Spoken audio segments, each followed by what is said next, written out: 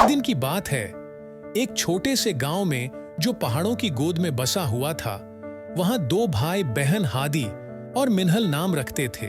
हादी, छोटा भाई, अपनी बेपनाह तवानाई और जवानी की रूहानी दानाई के लिए मशहूर था, जबकि मिन्हल, बड़ी बहन, अपनी दानाई और मोहब्बत के लिए सताइश मौसूल करती थी।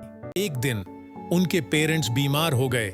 हादी और मिन्हल को घर के कामकाज और अपने पेरेंट्स की जरूरियात को पूरा करने के लिए छोड़ दिया। अपनी कम उम्री के बावजूद उन्होंने अज़्म और सब्र के साथ जिम्मेदारियां निभाई, ये जानते हुए कि अच्छे मुसलमान होने के नाते अपने खानदान की देखभाल करना उनका फर्ज है। दिन गुजरते गए और वालिदैन की सेहत में बेहतरी नहीं आई और हादी मिन्हल के लिए हर चीज को मुनज़्ज़म करना और उनकी मदद करना मुश्किल हो गया। मगर दोनों ने हिम्मत नहीं हारी और अल्लाह पर कामिल यकीन रखा। एक रात जब वो दोनों अपने कमरे में बैठे थे, मिन्हल ने हादी की तरफ देखकर आंसुई आंखों के साथ कहा, हमें सब्र करना चाहिए और अल्लाह के मंसूबे पर भरोसा रखना चाहिए। हादी, मामा बाबा ने हमेशा हमें सख्ती की हालत में ईमान पर एतमाद करने की तालीम दी है और हमें अल्लाह पर यकीन रखना चाहिए।